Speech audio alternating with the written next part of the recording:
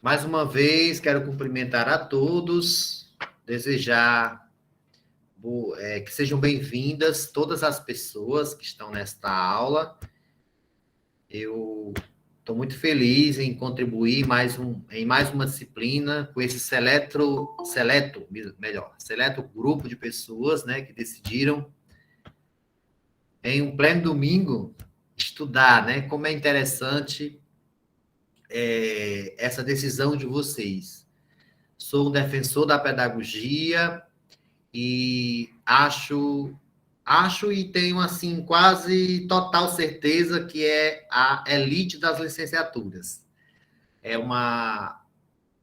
A pedagogia, ela vai cuidar, né, do pensar a educação e ela vai também implementar a própria educação por meio da docência, da gestão, né, de tantas outras funções. Tendo a perspectiva técnica ou a mais operacional dentro de sala de aula, a pedagogia é uma das ciências mais completas, né, da atuação da prática pedagógica. Sem falar que ela também vai pensar em como as pessoas podem se formar. Daí a complexidade de você fazer esse curso, né? Eu quero projetar os slides aqui para a gente iniciar. Tá todo mundo aí, né? Me escutam bem? Tá tudo beleza? Estou aqui ouvindo. Sim. Sim, tudo ok. Beleza, só não deu tempo o material todo, mas bem direitinho. tô dando certo. Uhum. Ok.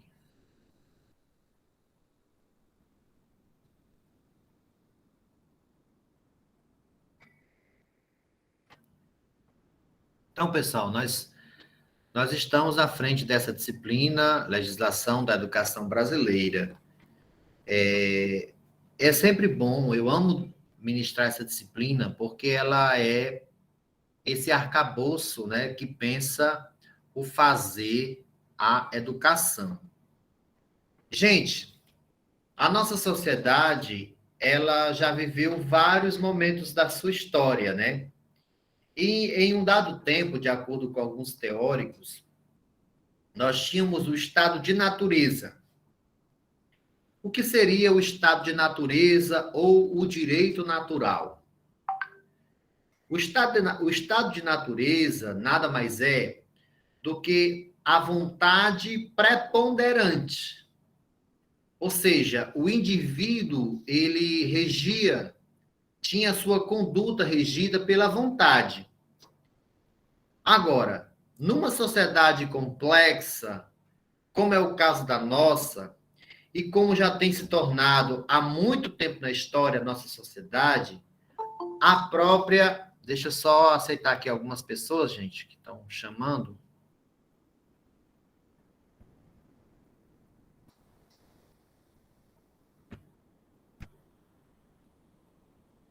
E se alguém, pessoal, reclamar que não está conseguindo entrar, vocês ligam o microfone, porque às vezes eu não vejo a mensagem, pode ser?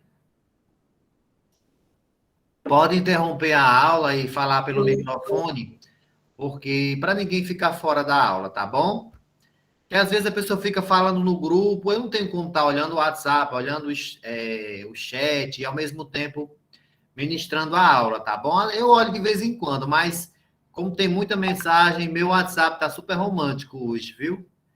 Tá assim, tem mais de 1000 mensagens verdinhas, tá uma riqueza. Para vocês terem uma ideia. Tá bastante rico. Deixa eu só aceitar mais essas pessoas aqui para a gente dar continuidade, tá bom?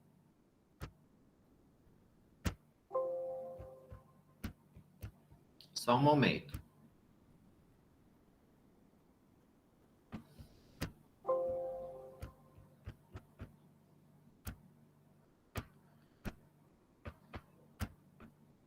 Eu espero que vocês possam estar com o seu caderno, o papelzinho aí, caneta, para estar anotando, né? Porque nem tudo vai para o slide. Às vezes a gente faz algum tipo de apontamento. É interessante que você vá fazendo esse tipo de anotação, né? para que a sua aprendizagem ela seja mais significativa e você possa obter maior proveito, né? Nós temos uma pesquisa, inclusive, que é do Dale, né? Ele vai dizer que numa fala, numa palestra, provavelmente apenas 5% seja aproveitado. Então, você pode até gostar da aula ou não gostar. Se você não anotar, o seu cérebro, ele trabalha com um princípio, que é o princípio de economia de energia. Então, memorizar implica em gastar energia. Ele só vai memorizar se você disser para o seu cérebro que o que você está vendo, ouvindo, sentindo, ele é importante. E uma das coisas que faz com que a gente mande esse recado é você utilizar o máximo de recursos possíveis. Quando você escreve, você está usando o tato, né? Quando você escuta, você está usando a audição. No caso do vídeo, você está usando mais de um recurso, a audição, está usando a visão. Aqui também, você está me vendo, está me ouvindo, né? Então, amplie cada vez mais as formas de recurso, mais pessoas pedindo aqui. Deixa eu aceitar, gente, para a gente dar continuidade. Combinado, pessoal? Vocês vão anotar? Sim ou não? Sim, tá tudo anotado já. Já está anotado? Oi, Thaís. Olá, Ivo, bom dia, tudo bem? Tudo bem.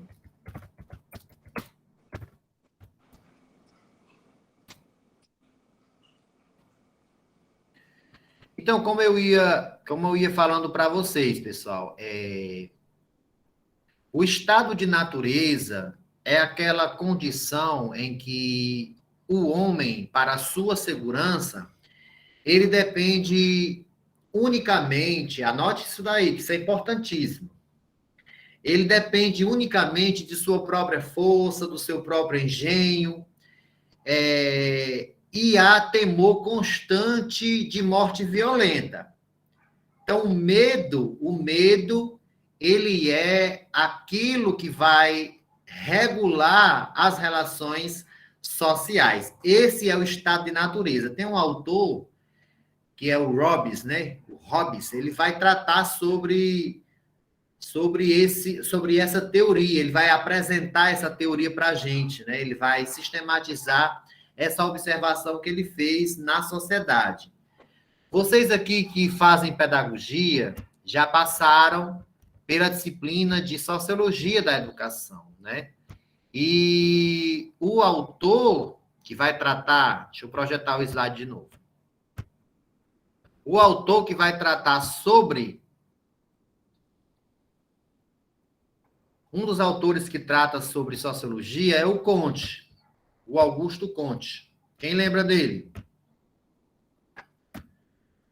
O Augusto Comte, ele cunhou o termo sociologia, ele não foi o criador, né? Nós vamos ter o Emile Durkheim, um dos clássicos da sociologia, que vai criar a metodologia, e a partir de então, dos seus esforços, a sociologia vai ser reconhecida como ciência, né?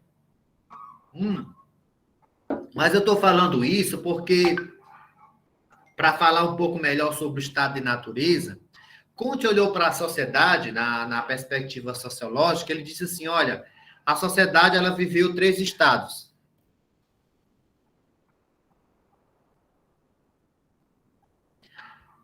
Deixa eu colocar um quadro aqui para vocês.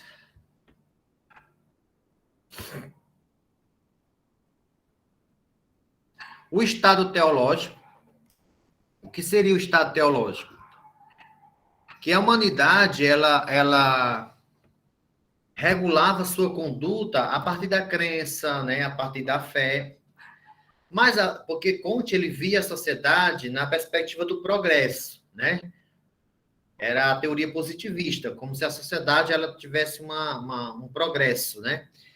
A posteriori, ela viveu o estado metafísico, regido ali pela filosofia, né? Ou por outro tipo de interpretação da sociedade. E, por último, ele viveu o estado positivo. E ele vai chamar esse estado positivo o estado em que as pessoas passaram a se reger pelas ciências, né? O estado positivo. Ou seja, a realidade, ela passou a ser explicada cientificamente.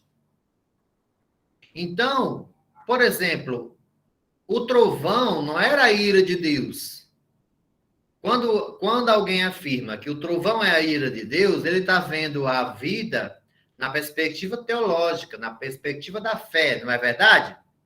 Quando você diz que o trovão é um fenômeno científico e vai envolver temperatura, vento, né, elementos da natureza, você vai ter uma explicação sobre aquele fenômeno. Então, de maneira positiva, a sociedade pôde interpretar a realidade. E aí, eu estou dando um exemplo muito simples, mas toda a nossa vida ela é um pouco complexa. Mais alguém pedindo para entrar.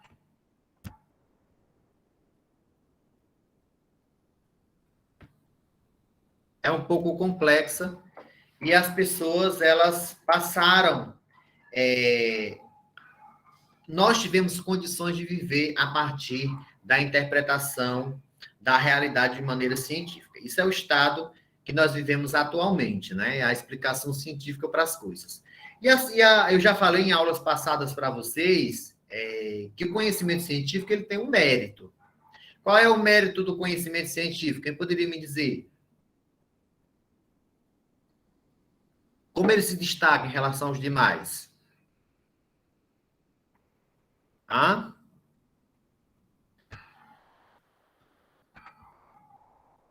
Professor, pode assim dizer que o conhecimento científico, ele contribui para o desenvolvimento da sociedade. Certo, mas o que mais? Os outros conhecimentos também contribuem, né? Excelente sua resposta. Mas os outros saberes também contribuem. Qual é o mérito do conhecimento científico?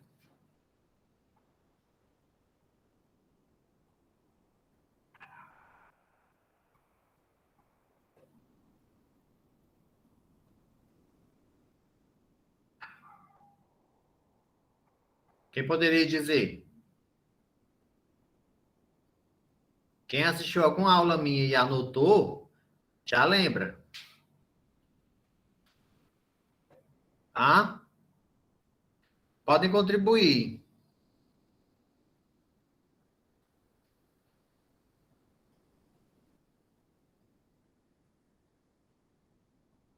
É um experimento testado, comprovado, alguma coisa assim? Pronto, exatamente. É porque o conhecimento científico ele tem um mérito de provar, né? Os outros conhecimentos não. Por exemplo, a Bíblia, ela precisa provar que ela é verdadeira? Não. Ela não precisa provar. Ela não é científica, né? Ela simplesmente diz que é a verdade e é para quem crê. E é um nível de conhecimento importante. É a fé, né?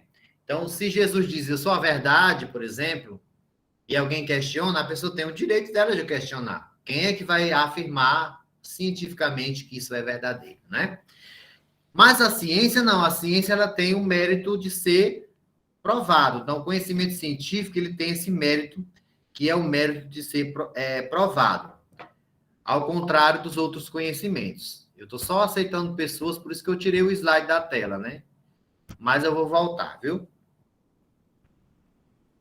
Voltando para a nossa reflexão, eu estava falando do estado de natureza. O estado de natureza é o estado onde o homem ele vive regido por sua própria vontade.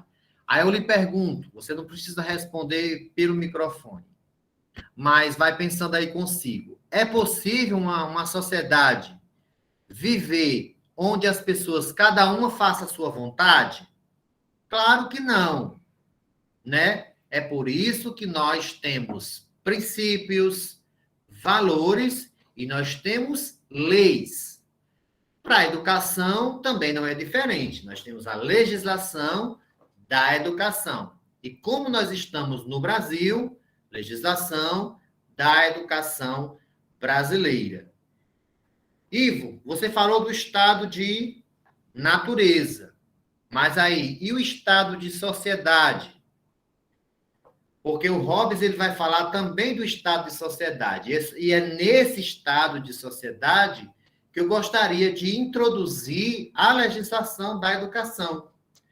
Porque foi nesse regime de viver que nós priorizamos ter códigos para regular as nossas condutas. Anote, priorizamos ter códigos para regular as nossas condutas.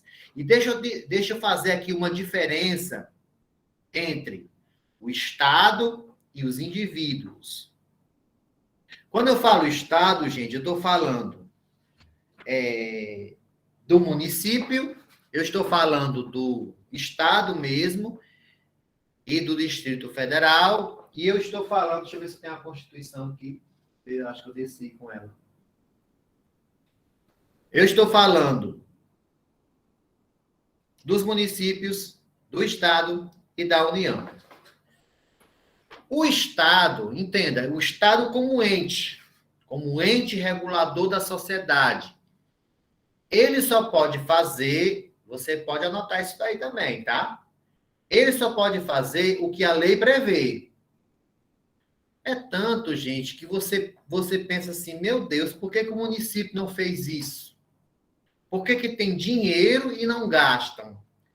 Quantas e quantas vezes não já aconteceu porque o município não tem orçamento, não faz determinadas coisas, ou o Estado, ou a União. E por que tem dinheiro para a saúde e não tem dinheiro para a educação? Porque, ao contrário da gente, o Estado só pode gastar se tiver uma lei, e a lei tem que ser específica. Por exemplo, se um recurso ele for destinado para a educação, ele não pode ser gasto na saúde. E nem o contrário. É preciso que o Estado faça uma nova lei para migrar esse recurso. E essa lei ainda tem que ser constitucional, porque nós vivemos num Estado democrático de direitos. Nós vivemos numa república, a República Federativa do Brasil. Lembra aí do Estado de Sociedade, do Hobbes? É o que nós vivemos. O Estado de Sociedade, para vocês entenderem os caminhos para se chegar até a própria prática da vida em si, né? Então, o estado de sociedade que nós vivemos é o estado onde nós criamos os contratos. Os contratos, e quando eu falo contrato, eu estou me referindo a todo tipo de acordo que é estabelecido para que as condutas, para que as pessoas possam viver, né? Aí, assim, existe uma diferença entre o Estado e os indivíduos nesse estado de sociedade. Como eu já disse, o Estado só pode fazer uma coisa se tiver uma lei, né? Se tiver um código para ele fazer. Ninguém, nem o Estado, nem quem ele representa. Por exemplo, você diz assim, por que o policial não prendeu? Gente, mas a prisão ela tem que ser prevista numa lei. Se a conduta não tem uma previsão em lei, o policial não pode prender. Se ele prender, ele é quem vai estar contra a lei, porque ele vai estar tendo uma conduta contrária ao que não foi previsto pelo Estado. Então, assim, o Estado só pode agir mediante a lei. Agora eu, Ivo, você, Maria, você, Francisca, nós indivíduos, nós podemos fazer o que nós quisermos, desde que não tenha uma lei que nos proíba. Isso é uma coisa de vocês anotarem na mente, tá? Veja só, eu, indivíduo, posso fazer o que eu quiser, se não tiver uma lei que me proíba. Olha como é diferente. O Estado só pode agir mediante uma lei. O indivíduo, ele pode agir, o sujeito, ele pode agir se não tiver uma lei que o proíba. Claro, se a minha ação tiver um código que me proíba, eu já não posso fazer. Esse é o estado de sociedade em que nós vivemos. Então, vamos para a legislação. Legislação da educação brasileira. Vamos lá. Qual é o conceito? O conceito que nós temos de legislação da educação. Alguém poderia, assim, fazer uma fala, um apontamento, quando você se deparou com esse nome? Qual é a expectativa que você tem? O que nós vamos estudar quando se fala de legislação da educação brasileira?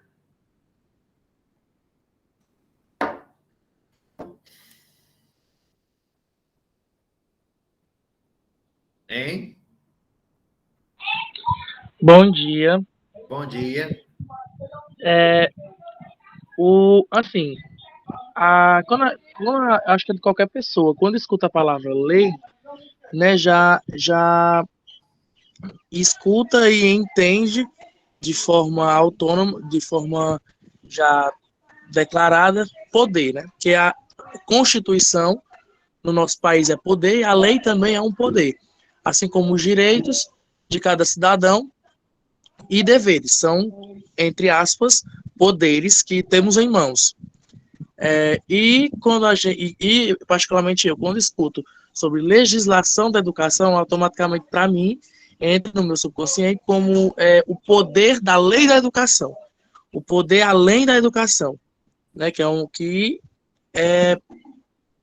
automaticamente, acho que todo mundo é ciente disso, a educação ela move o país e move o mundo, né? Até porque não existe médico, não existe policial sem a pedagogia, né? Sem os professores. Então, automaticamente, quando eu escuto legislação da educação, é sobre a lei que a educação tem e sobre o poder que tal tem sobre cada indivíduo da sociedade. Muito bem. Mais alguém gostaria de contribuir?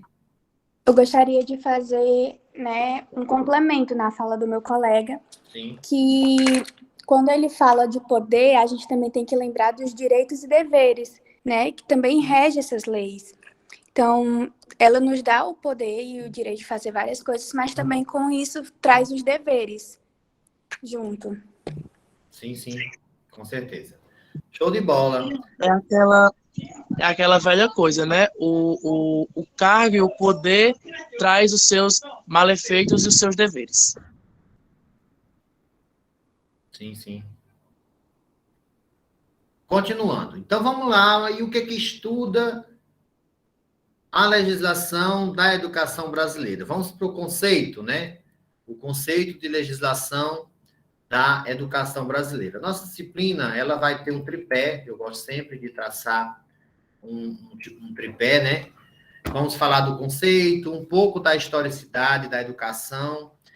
É claro que não vamos nos deter, até porque não dá tempo a aspectos históricos, apesar disso ser muito relevante, mas é que no curso de pedagogia, nós temos História da Educação 1, História da Educação 2, que são disciplinas que podem fazer apontamentos mais, vamos dizer, pormenorizados sobre a historicidade da legislação brasileira. A gente vai para o conceito, a gente vai falar da legislação em si, para que possamos conseguir maior aprendizado sobre a legislação da educação brasileira. Beleza, gente? E, claro, como numa disciplina de pedagogia não poderia ser diferente, nós vamos ter uma discussão aqui. E a transversalidade que eu gostaria de traçar com vocês é a de que a educação é um direito social. Coloque isso aí no caderninho de vocês. Isso faz todo sentido. A educação é um direito social. E como sendo um direito social, tem toda uma peculiaridade que merece a nossa atenção, já que nós, enquanto pedagogos, trabalhamos com formação de pessoas, tá?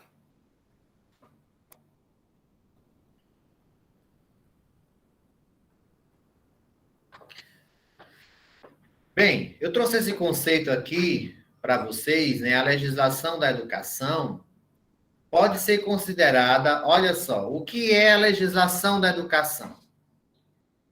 Aqui eu já estou dando o conceito, eu vou colocar esses slides para vocês depois no grupo. A legislação da educação pode ser considerada todo o arcabouço legal, todas as leis referentes à educação, seja ela estritamente voltada ao ensino ou à questão de matéria educacional, como, por exemplo, a formação do professor, a democratização do ensino, a questão das mensalidades. Então, a legislação da educação é algo muito amplo. E foi necessário que nós fizéssemos uma condensação e nos direcionássemos a pontos mais importantes, ou pelo menos a pontos que nós julgamos mais importantes, porque assim não tem como a gente abarcar tudo o que envolve a legislação da educação brasileira, para vocês aprenderem, né? Mas nós traçaremos aqui apontamentos que darão condições a vocês a estarem pesquisando sobre isso, e também faremos apontamentos no sentido de deixarem vocês capazes de identificar o que é e o que não é legislação da educação. Então, tudo que for ligado, todo esse arcabouço legal que for ligado à educação, seja para o ensino, como, por exemplo, Ivo, a estrutura, né? A estrutura, o funcionamento do ensino, a questão de como se legalizar uma escola, a profissão do professor, as outras profissões relacionadas à educação, toda essa legislação, todo esse arcabouço legal que envolve essas peculiaridades relacionadas à educação, tudo isso envolve legislação da educação brasileira. Mas nós temos uma mais específica, né, que nós teremos uma maior atenção, a exemplo da nossa Carta da Educação, a Carta Magna da Educação, que é a nossa Lei de Diretrizes e Bases da Educação Nacional, a última, por exemplo, que foi sancionada em 1996. Nós já tivemos outras, né? E nós tivemos a de 61, a de 71, mas nós debruçaremos sobre a Lei 93, 94, de 1996 e suas alterações. Porque, como é uma lei de 96, já passou aí uma geração, né? Várias alterações foram feitas em relação à carga horária, em relação a níveis, modalidades, todas essas questões nós estaremos discutindo, tá bom?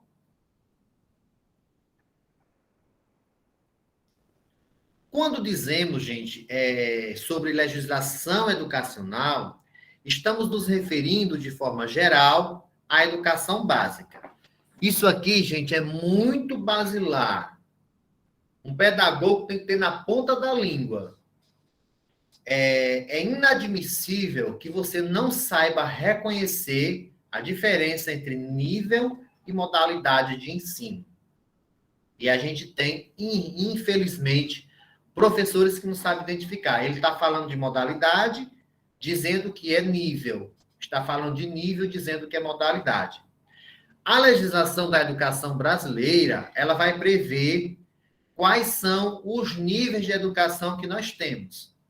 E quais são os níveis, professor? 2. Nós temos o nível básico e nós temos o nível superior. Ponto final.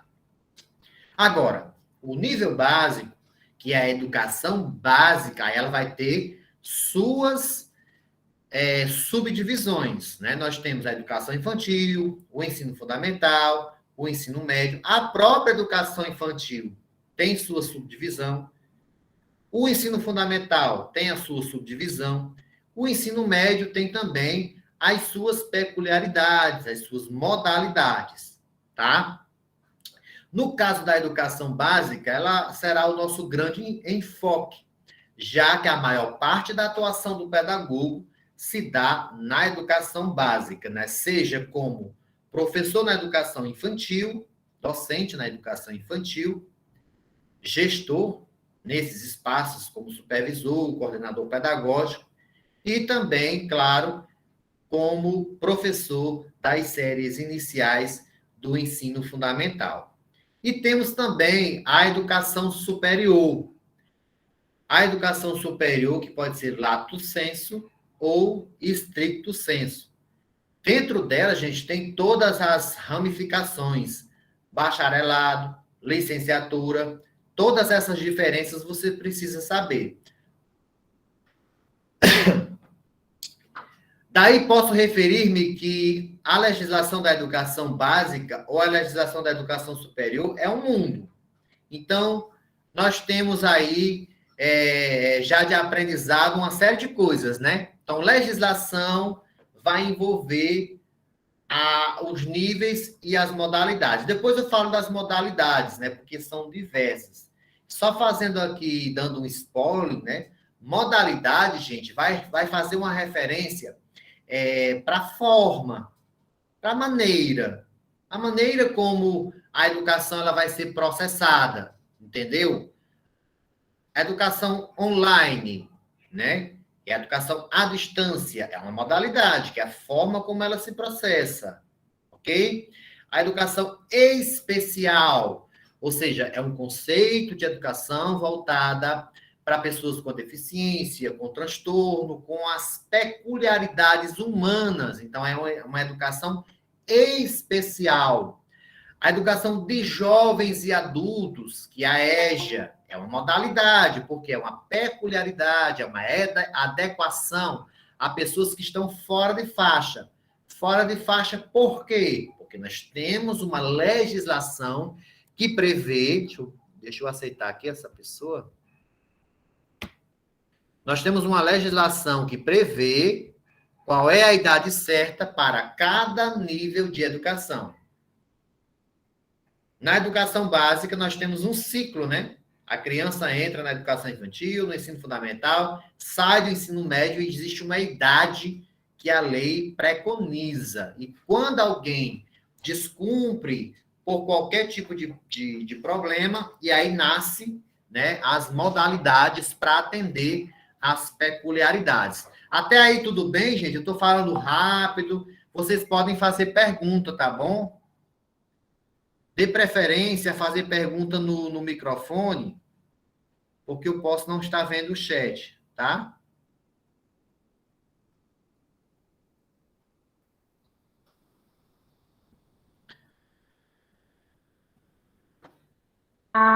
Baseado naquele material que o professor mandou, aí eu só queria fazer uma pergunta que eu vi lá no material.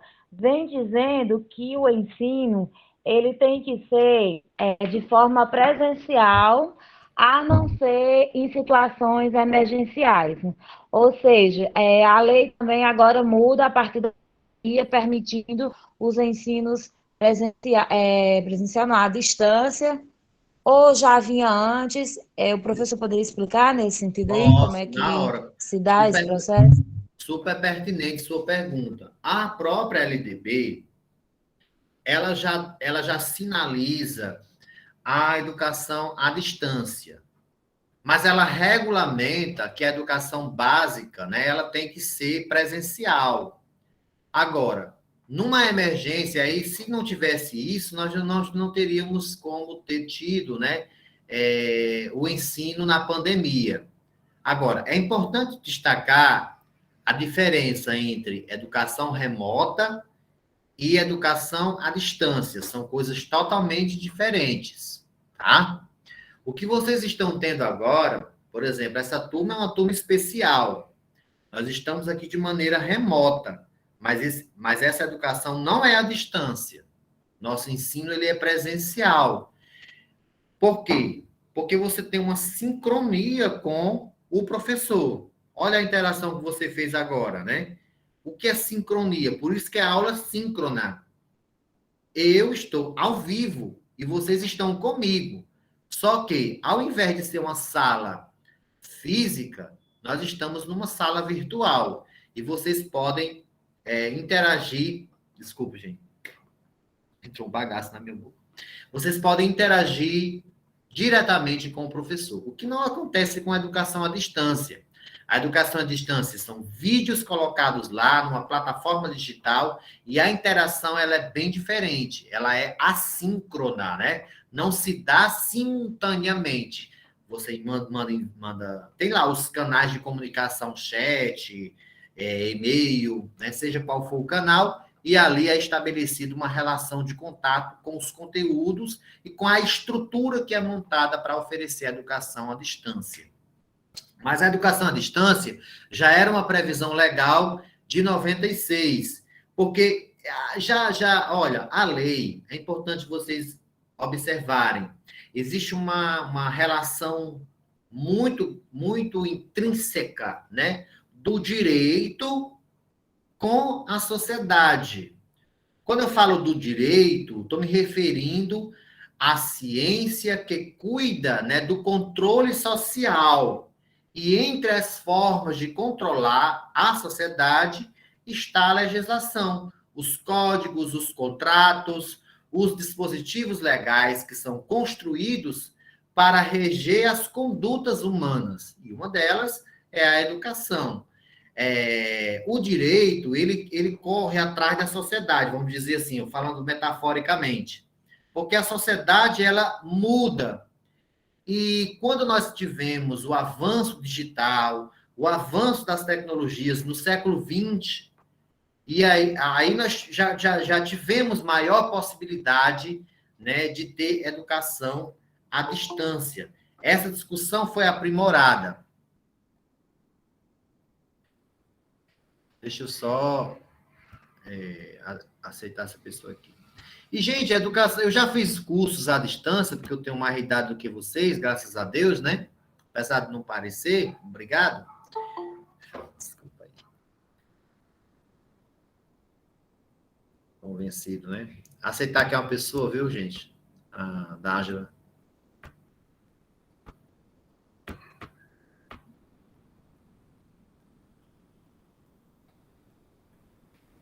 Por conta da transformação que aconteceu na sociedade, a educação à distância já era uma previsão da LDB. Entenda, mas a discussão, o campo do direito relacionado à educação, o direito educacional, ele nunca deixa de ter discussão. E aí, quando a gente pensa na educação à distância, aí tem para quem? Quem pode? Qual é a idade correta? E a pandemia, ela vai nos conceder uma experiência incrível para saber que algumas coisas funcionam, né? E outras coisas não funcionam nesse formato, né? Tá bom? Continuando. A legislação educacional é, por exemplo, uma disciplina de interesse do direito e, mais precisamente, do direito educacional. Então, é um olhar interdisciplinar que tem como... É um olhar interdisciplinar, mas, assim, a pedagogia é quem cuida disso, né? No estudo da organização escolar. Tá bom? Para a gente fechar essa parte de conceito, né? Vemos que a legislação educacional pode ter uma acepção mais ampla, isto é, pode significar as leis da educação que brotam das constituições nacionais, como a Constituição Federal, considerada a lei maior do nosso ordenamento jurídico. Pode também a legislação abranger, gente, não é só... quando fala-se de legislação da educação, por isso que eu falei no início da nossa aula, é bastante amplo. Um decreto presidencial, uma portaria do Ministério da Educação, uma portaria até municipal, se ela for ligada à educação, é uma legislação da educação. As resoluções, os pareceres dos órgãos ministeriais ou da Administração Superior da Educação brasileira. Então, o que vai nos interessar mais aqui em nossa disciplina é uma coisa mais macro, mais ampla, né? Nós não podemos nos deter a todos os decretos, portarias existentes relacionados à educação. Eu estou passando isso aqui para vocês, para quando vocês se depararem com esse tipo de conteúdo, vocês saberem que aquele conteúdo é legislação da educação. Não é porque não é uma lei propriamente, não é legislação da educação. Foi uma portaria, um decreto, uma resolução, um parecer ligado à educação, tudo isso, se der alguma estruturação, né, político-jurídica da educação, vai ser legislação da educação brasileira. Beleza? Até aí tudo bem, pessoal?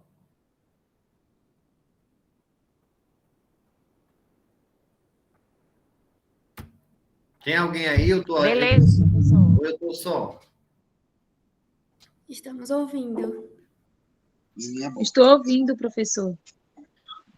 Estamos ouvindo, apesar de estar um barulho aqui, mas está dando certo.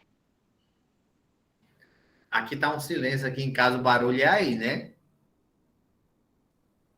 É aqui um som, é porque aqui tem um bar próximo aqui em casa. Aí vem enquanto eles alteiam, aí baixa, é um. Vamos lá.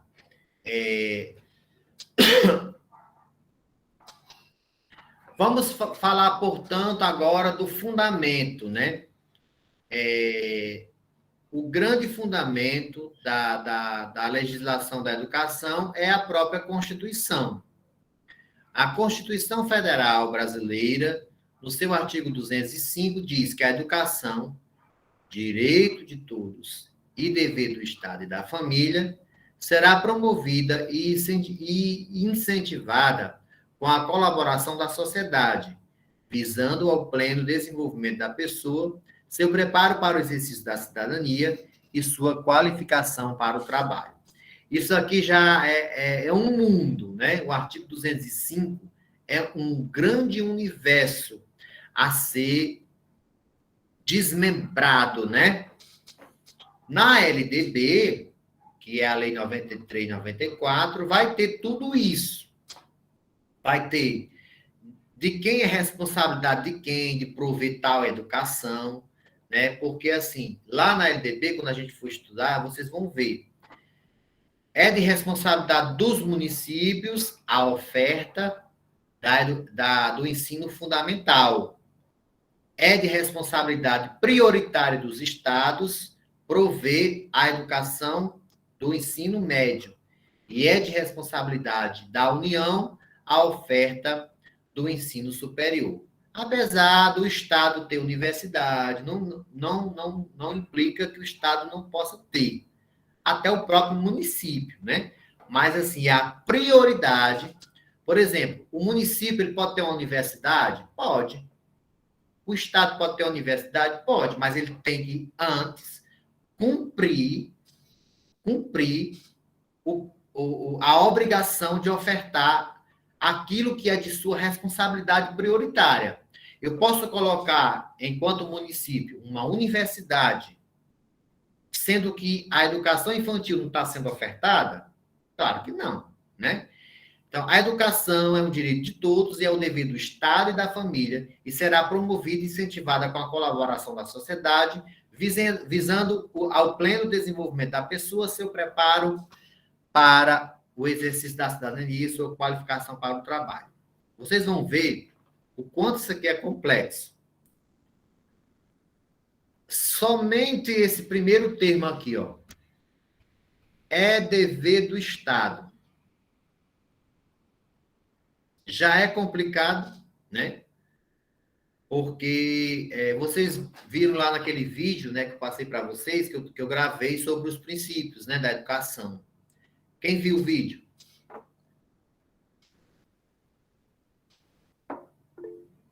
Uhum. Obrigado. Visando o pleno desenvolvimento da pessoa humana. Minha gente, o desenvolvimento da pessoa humana é uma coisa muito ampla, né? Quer falar? Ok. O preparo para o mercado de trabalho e o exercício da cidadania. Na LDB, que a gente vai estudar hoje, e na próxima aula a gente vai falar de outros 2 pontos centrais da nossa disciplina, que são o PNE, que é o Plano Nacional de Educação, a lei que regulamenta esse plano, né? Porque ele é no formato de lei, e a Base Nacional Comum Curricular, a famosa BNCC, que ele vai oferecer essas diretrizes mais específicas. A LDB é a grande carta, né? O Plano Nacional da Educação vai estabelecer as metas, e a Base Nacional Comum Curricular vai dar a estrutura para que essas metas elas sejam cumpridas. Ela tem toda a estrutura, o modus operandi, como funciona cada etapa, cada nível, cada modalidade, quais são os conteúdos, que competências o indivíduo ele vai ter que obter, né, por meio daquele processo. É uma coisa muito mais esmiuçada. Quem conhece a BNCC aqui?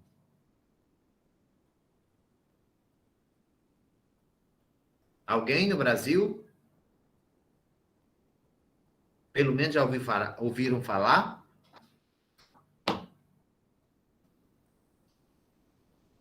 Eu conheço algumas coisas, mas a fundo não, professor.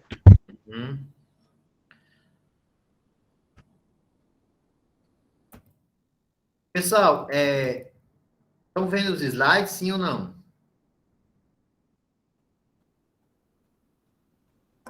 Sim. Não, eu não estou vendo, não. Agora não está aparecendo, não. Deixa eu projetar de novo, tá?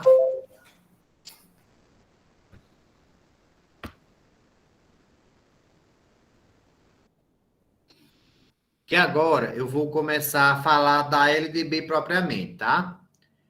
E eu vou passar esses slides, e a atividade de vocês eu vou explicar depois no final, identificar as mudanças que já aconteceram aqui, tá bom?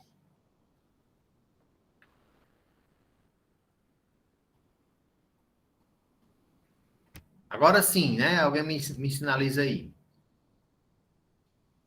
Sim, agora eu estou vendo. Beleza.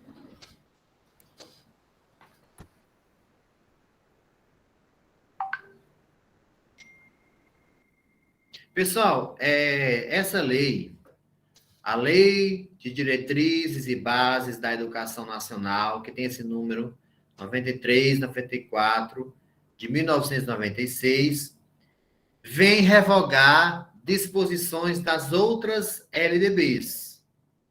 A 4.024, de 61, a 5540, de 68, e ainda as leis 5692, de 71, e a 7.044, de 82. E outras leis e decretos-leis que as modificaram, e outras disposições em contrário. Então, todas as demais leis de estrutura e funcionamento do sistema educacional brasileiro foram revogadas por essa nova lei, inclusive relativas à estrutura didática, né? Como consequência, deixam de vigorar os artigos remanescentes da Lei 4.024 de 61, a organização, lembra da organização do ensino em primeiro e segundo graus, proposto pela Lei de 71, e alterada pela Lei de 7.044 de 82, e todas as alterações sobre a reforma universitária ditadas pela Lei de 68. Ok? Eu acho que no tempo da nossa mãe, né, era primeiro grau, segundo grau, ainda hoje isso ainda está no imaginário, ainda está na linguagem das pessoas. Terminou o primeiro grau, né? Terminou o segundo grau, o terceiro grau, que é o ensino superior. A linguagem agora é outra, né? Ensino fundamental, ensino médio e ensino superior. Quais são os níveis? 2, básico e superior. Beleza? Vamos falar sobre níveis de administração dos sistemas de ensino, né? Os sistemas de ensino brasileiro possuem uma rede de autoridades, eu acho que já deu para vocês perceberem, né? E de repartições até o nível da unidade escolar. Nós temos a administração de nível federal.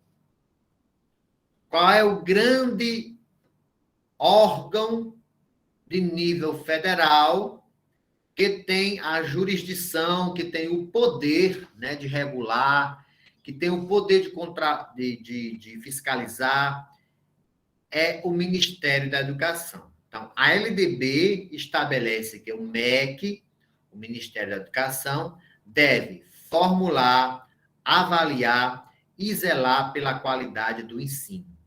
São suas áreas de competência: estabelecer uma política nacional de educação.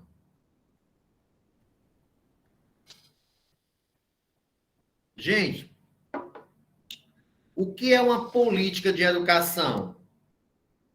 Quem poderia me dar um exemplo de política educacional?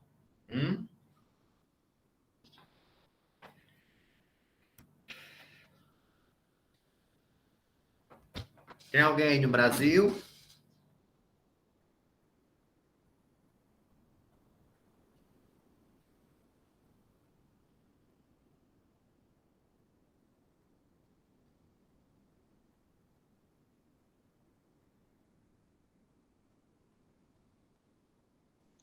Professor, política de educação, ensino público, por exemplo. Ensino público gratuito para todos, sem distinção, seria assim? Isso, é um exemplo, né? Então, é de responsabilidade da União o estabelecimento de uma política por meio do MEC. Então, o Ministério da Educação tem a responsabilidade de estabelecer uma política nacional de educação, compreendendo o ensino fundamental, o ensino médio, superior, o supletivo, a educação tecnológica, especial, a educação à distância e a própria pesquisa educacional, tá bom? A questão da pesquisa, da extensão, o magistério, programas especiais de atenção à criança e adolescentes. Qual foi a estrutura pensada, a estrutura didática proposta pela Lei 93, 94, 96? Eu já disse para vocês, está aqui de novo. Ó. Quais são os dois níveis? Isso aqui tem que ficar bem consolidado. Isso é questão até de concurso público, né? Nós temos o nível básico e o nível superior. O artigo 21 da LDB diz assim: a educação escolar compõe-se de educação básica, formada pela educação infantil, ensino fundamental e ensino médio, e educação superior. Cada um destes tem suas finalidades específicas, não é verdade? Qual é a finalidade da educação básica? O próprio nome já está dizendo. Quem poderia me sugerir por que esse termo é assim chamado? Educação básica.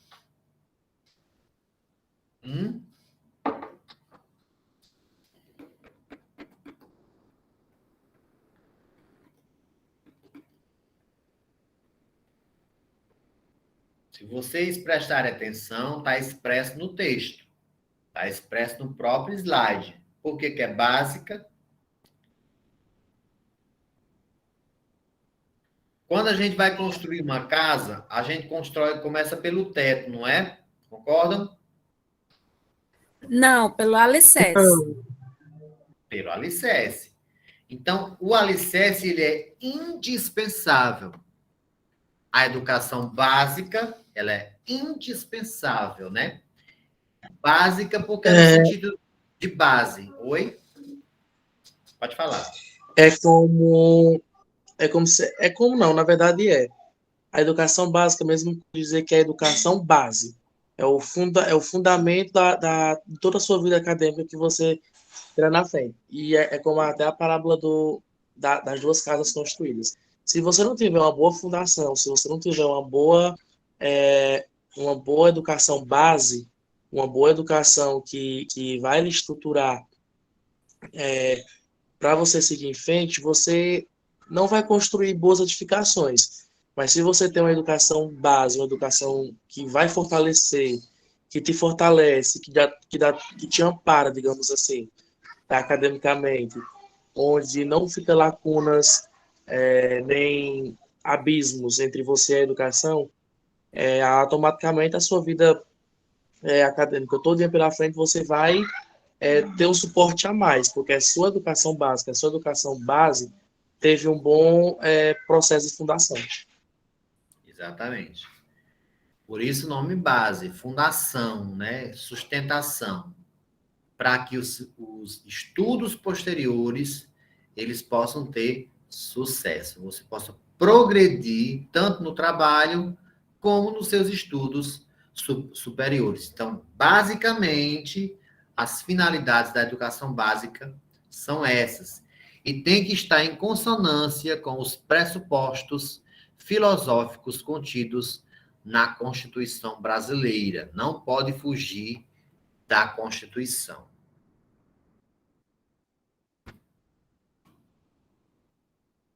Então, se a gente pudesse comparar, né, vai substituir o primeiro e o segundo grau. Então, o primeiro grau é o ensino fundamental, atualmente, né, e o segundo grau é o ensino médio. A educação infantil é o primeiro nível da educação básica, a primeira etapa da educação básica. Nós temos esses dois grandes níveis, né, que é o nível básico e superior, e a primeira etapa é a educação infantil. Qual é a idade que a criança entra?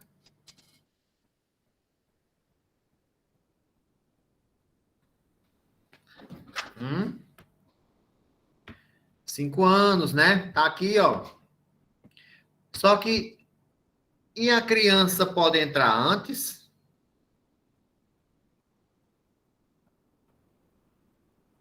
Pode sim. Pode. Com que O meu idade? filho, ele começou com 2 anos. Mas o que a lei diz? 3 anos. 0 anos.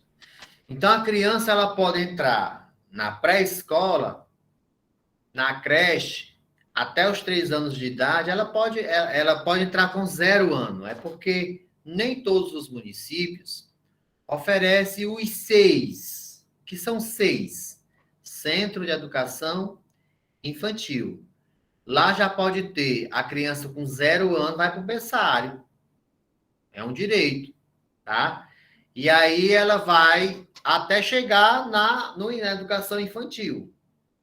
Entendeu? E aí ela vai começar no ensino fundamental. Tá bom? E aí ela continua a sua vida acadêmica, escolar, né? No ensino fundamental. Opa. Podemos dizer que a educação infantil ela tem alcançado, né, foi uma grande conquista em obediência àquele princípio, que é o princípio da universalização da educação, o princípio da democratização da educação e da educação integral, né, para a criança desde da sua primeira infância começar a estudar. E a lei ampara para também dar o direito às famílias de trabalhar, porque não tendo as mães onde colocar os filhos, eles vão para a escola, né? Aí nós temos o ensino fundamental. O ensino fundamental, que na primeira versão da lei era de 8 anos. Passou, então, para 9 anos, não é? Então, o ensino fundamental passou a ter a duração de 9 anos, obrigatório e gratuito na escola pública, e terá por objetivo a formação básica do cidadão, primeiro, mediante o desenvolvimento da capacidade de aprender, tendo como meios básicos o pleno domínio da leitura, da escrita e do cálculo. É bonita a lei, né? A compreensão do ambiente natural e social, do sistema político, da tecnologia, das artes e dos valores em que se fundamenta a sociedade. Também o desenvolvimento da capacidade de aprendizagem, tendo em vista a aquisição de conhecimentos e habilidades e a formação de atitudes e valores. E o fortalecimento dos vínculos de família, solidariedade e tudo mais. Gente, eu quero mostrar, eu botei aqui em vermelho. Quem está aí com a... Eu vou dar um site para vocês pesquisarem, do Senado.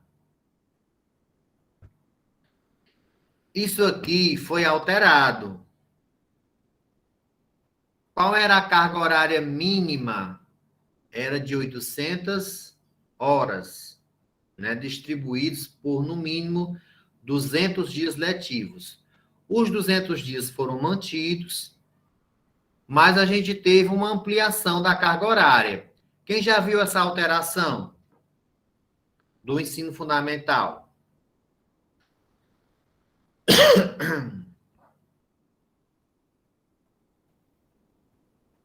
Isso aqui é anual, viu, gente? É a carga horária anual. Deixa eu mostrar aqui para vocês. Eu penso que eu estou sozinho no Brasil. Mas não estou não, né? E tô aqui só de olho prestando atenção.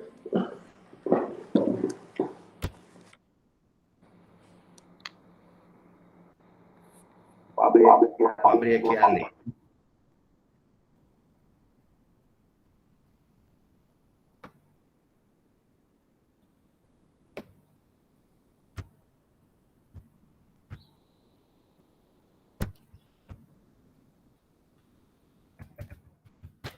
Senado Federal.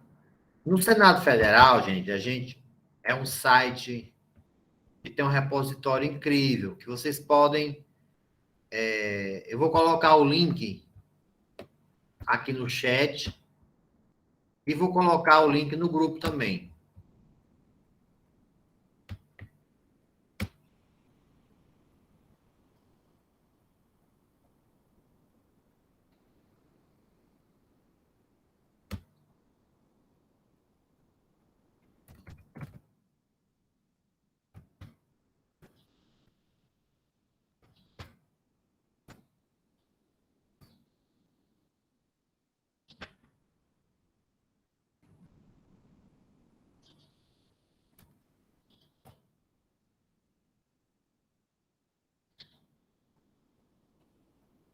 Ó, coloquei no grupo de vocês. E aí, eu quero que, à tarde, alguém, no nosso primeiro momento, mostre para mim a alteração que aconteceu na carga horária. E aí, a gente vai tendo várias alterações que vai alterando a LDB. Então, se você pegar uma LDB, gente, não quer dizer que ela fique estática, não. Vai modificando. Vou mostrar só uma modificação aqui para vocês terem uma ideia, ó, que eu vi agora. Ó. Só um minutinho, deixa eu abrir aqui.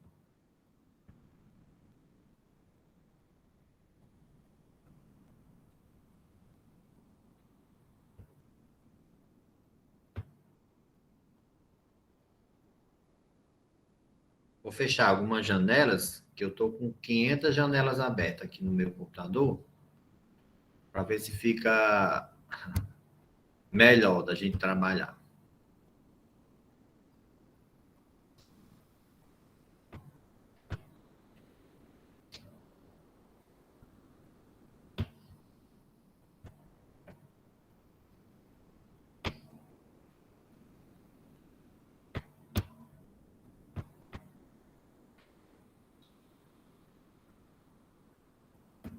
Vocês estão vendo aí a minha tela, sim ou não? Sim. Sim. Eu vou ter que parar. Vou mostrar de novo.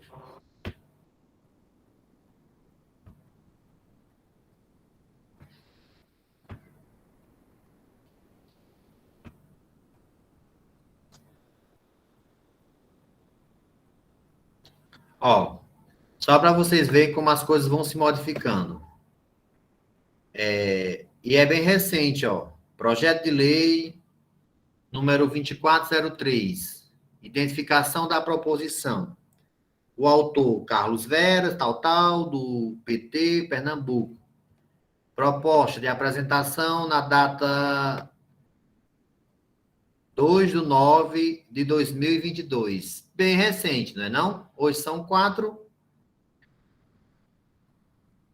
Qual é a ementa? Altera a lei LDB, né, 93/94, de 20 de dezembro de 1996, para incluir o conteúdo da língua brasileira de sinais nos currículos da educação básica. Isso é super novo, gente. Não foi nem votado ainda. Viu como é interessante? Porque a Libra já é obrigatório no ensino superior. Vocês sabiam disso? Todo curso superior de licenciatura, né? A disciplina de Libras, ela é obrigatória nas licenciaturas e nos bacharelados, ela é recomendada como disciplina optativa.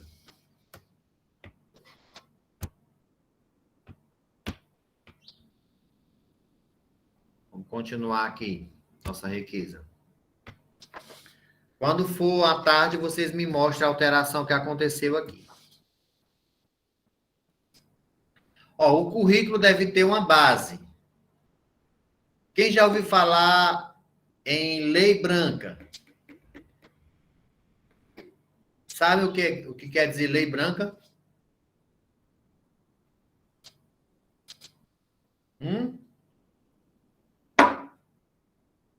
Digam não, para eu saber que não estou só.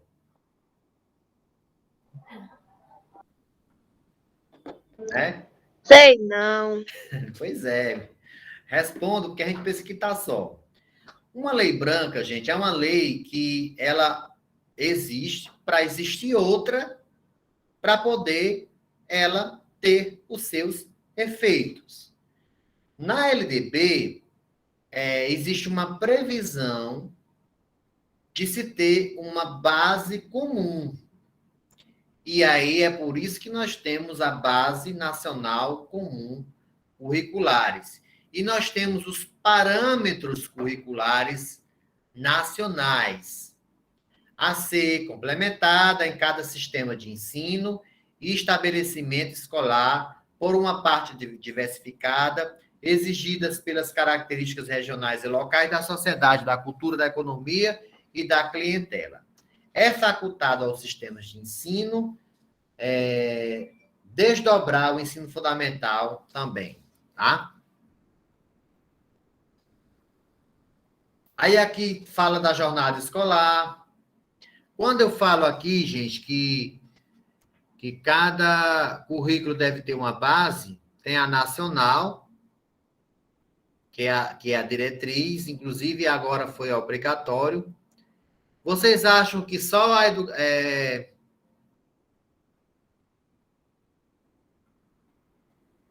só a escola pública é obrigada ou é para todo mundo? O que é que vocês acham?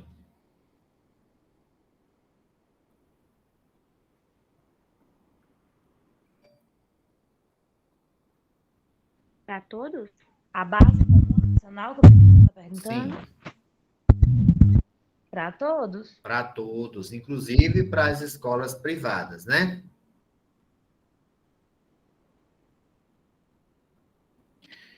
Estabelece tudo, critérios. Vamos para como deve ser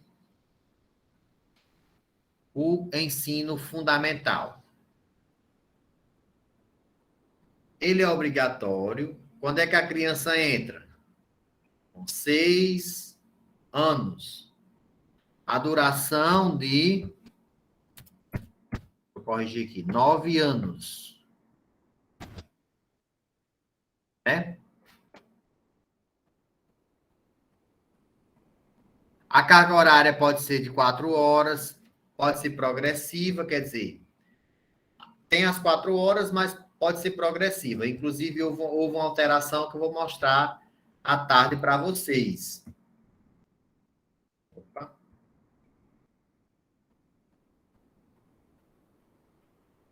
E o currículo, ele tem aquela parte comum e a parte diversificada.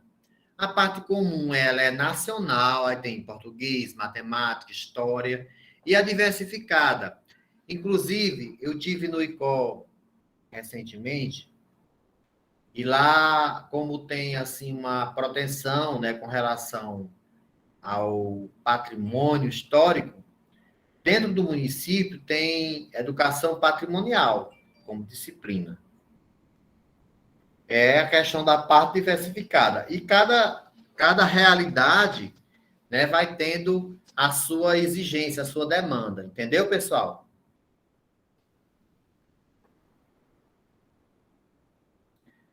Vamos para o ensino médio.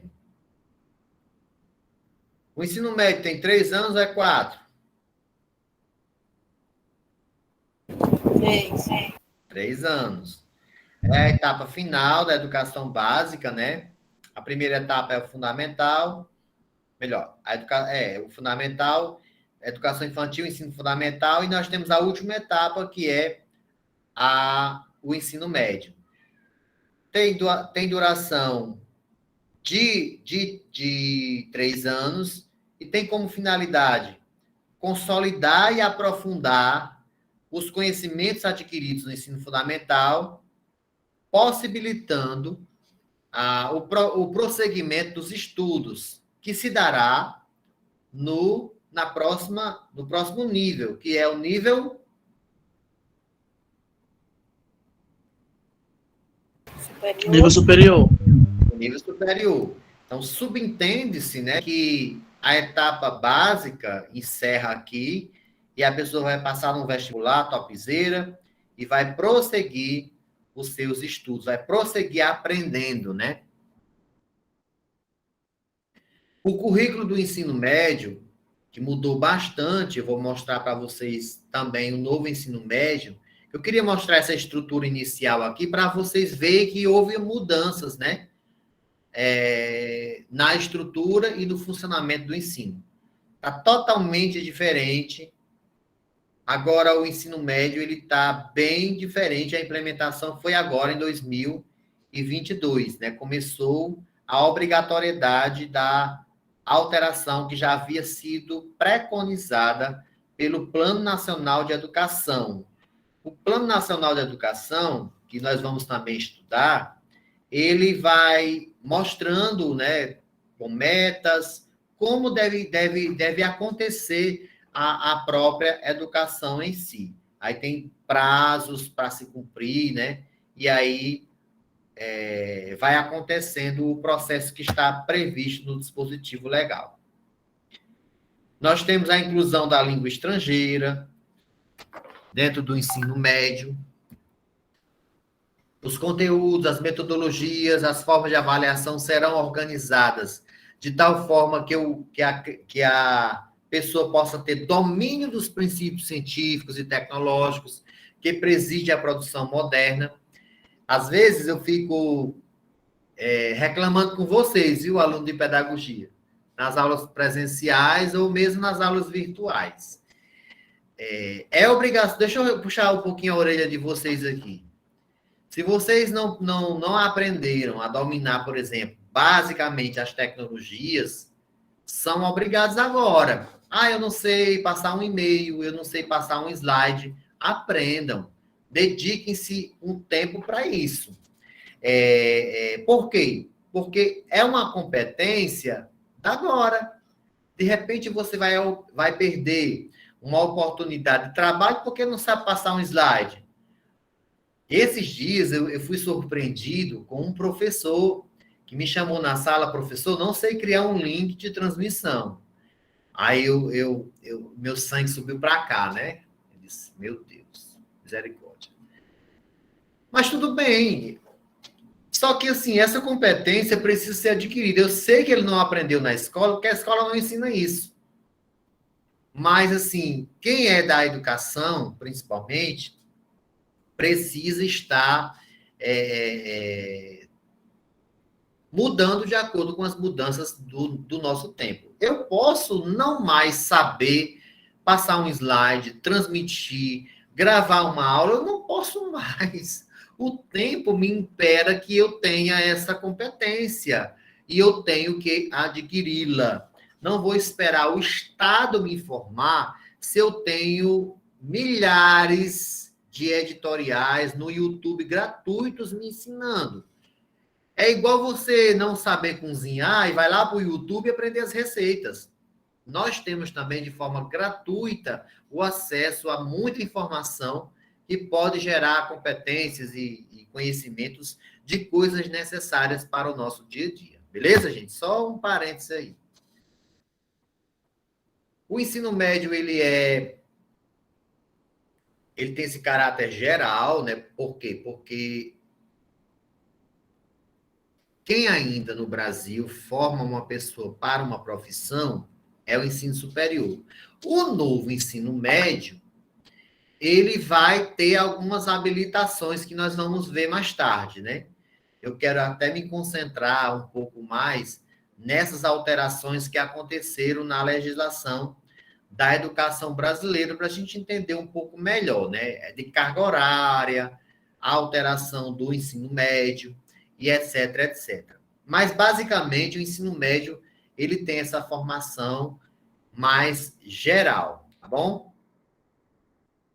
Do mesmo modo, a carga horária também mudou, por estar aqui em vermelho, mas da legislação anterior, né, da LDB, 800 horas anuais, distribuídos em 200 dias letivos.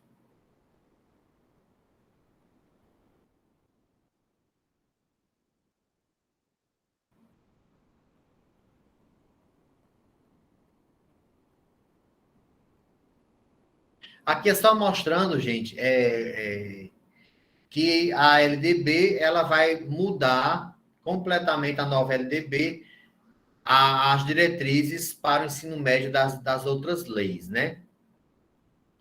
Qual é o conceito de educação presente na nossa Lei de Diretrizes da Educação Nacional?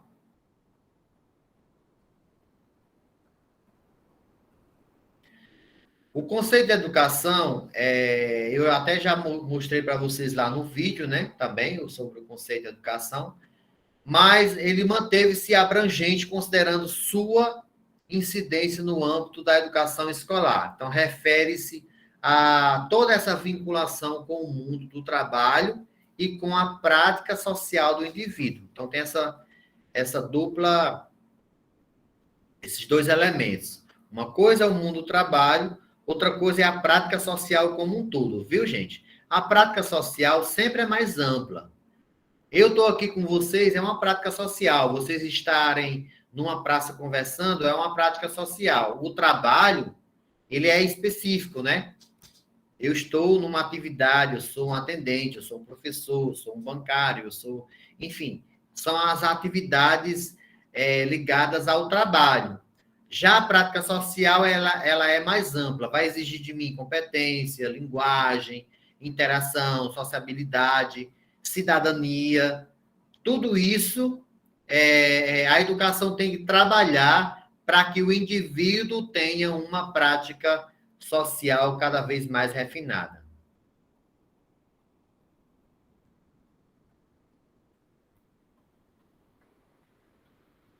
Olha,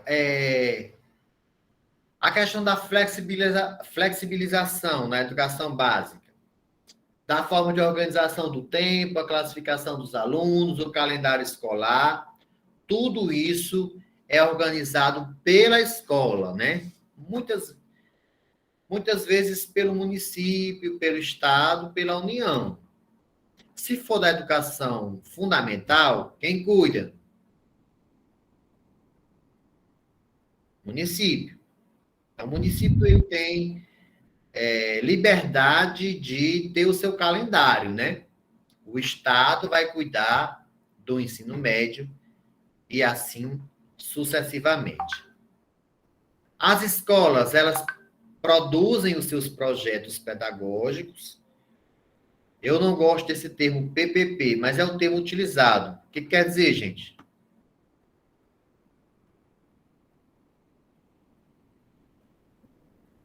Projeto o quê?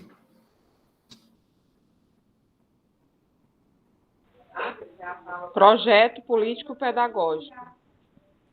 Eu resumiria em projeto pedagógico, porque todo ato pedagógico é um ato político. Quando a gente coloca projeto político-pedagógico, nós estamos usando de redundância, mas tudo bem. Vamos chamar de projeto pedagógico, né?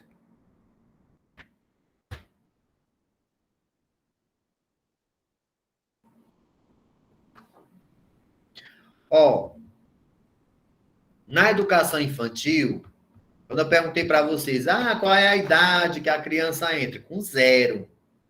0 ano. Pode nascer o menino já mandar para...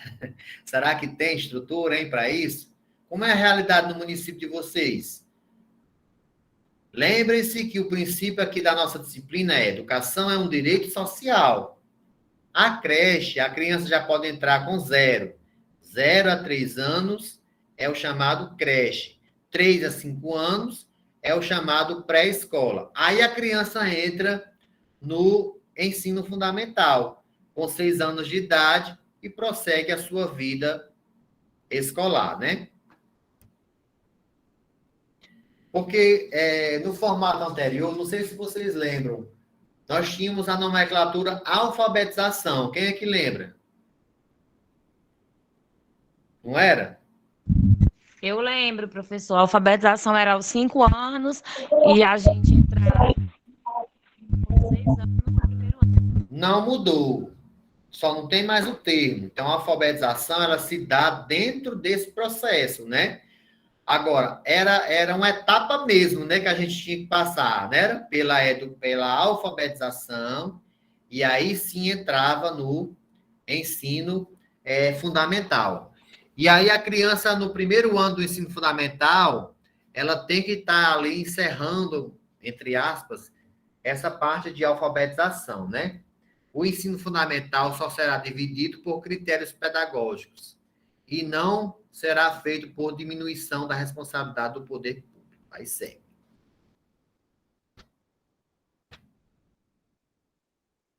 O ensino religioso, mantido sem os ônus dos cofres públicos. O ensino médio tem a finalidade de compreender os fundamentos científicos e tecnológicos. Aí nós vamos ter a educação de jovens e adultos, que aí vai substituir o chamado ensino supletivo, exames supletivos, ensino fundamental com 15 anos e 18 anos para o ensino médio. Qual é a idade que a criança que está no ensino fundamental, fora de faixa, olha, 15 anos de idade. Então, se a criança tem 15 anos e ela não fez o primeiro ano do ensino fundamental, eu não vou colocar lá no... Já pensou? Um rapaz de 15 anos com as crianças de 6 anos, né? Daí nasce essa modalidade para atender a essa peculiaridade. E se o jovem completou 18 anos e ele não terminou o ensino médio, ele pode ingressar e ele tem que ter o fundamental também, né? Claro. Tem o fundamental e não tem o médio. E completou 18 anos na educação de jovens e adultos. Vocês conhecem essa modalidade, né?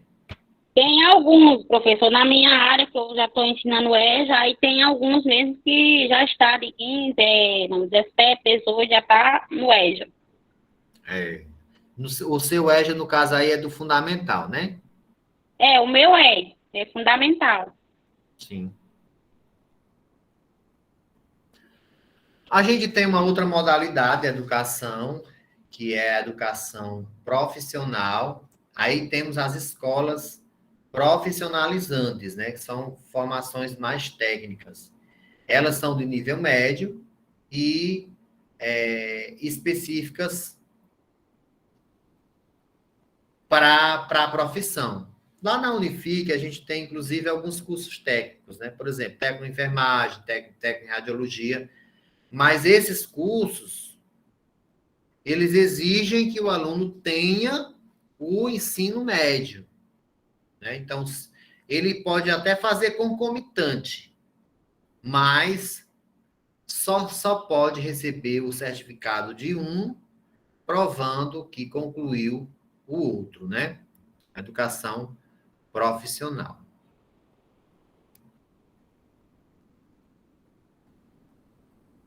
E aí a gente tem a educação superior, a educação especial.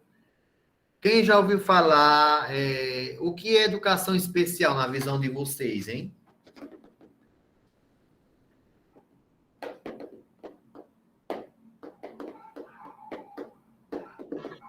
A inclusão de pessoas com deficiências, né? Também aquelas pessoas com autismo, né? Hiperativismo, TDAH. Também a inclusão de surdos mudos também, né? Cegos, né? A educação especial, ela é uma modalidade. Por quê? Porque é uma forma como a educação ela vai se processar para atender uma peculiaridade, ok? E aí, gente, eu vou fazer o seguinte com vocês. Aqui é somente coisas mais técnicas que podem ser consultadas depois, tá? Registro de diploma, processo de seleção, credenciamento, os artigos da lei. Eu vou passar esses slides aqui para vocês e a gente vai para o intervalo de almoço, pode ser? O que eu tenho de encaminhamento? A gente vai almoçar, ninguém vai ficar perturbado, no WhatsApp não, né? Nós vamos almoçar. Quando for 13 horas, vocês vão olhar, eu vou mandar esse slide para vocês, e vocês vão pelo menos fazer uma consulta sobre a alteração da carga horária. Querem anotar aí? Eu vou colocar aqui no chat.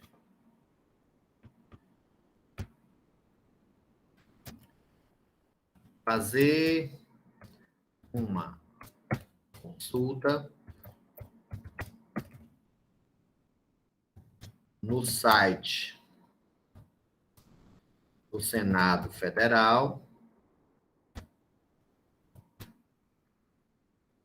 sobre a alteração de carga horária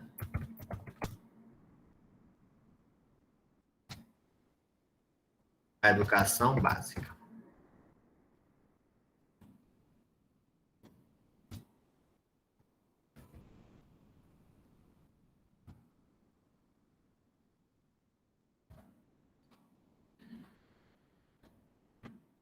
Combinado, gente? A gente vai para um rápido intervalo, aí a gente vai voltar. A interação ao vivo vai ser às 14 horas, tá bom? E aí a gente faz uma discussão, eu vou dar continuidade, fazer os encaminhamentos, passar uma atividade, e aí a gente tem outra aula para encerrar, né? Assim, eu não vou fazer seminário dessa vez. Achei pouco produtivo da outra vez, fica muita gente. Eu prefiro a gente ir trabalhando, fazendo discussões mais pontuais. Eu não posso precisar, mas assim a gente faz uns 40 minutos de aula, 1 hora, não sei, provavelmente, viu? Uma coisa nessa linha aí. Pessoal, quem pode ligar a câmera para a gente fazer uma foto? Por favor, vamos lá? Para a gente postar nossa riqueza. Eita, que é gente.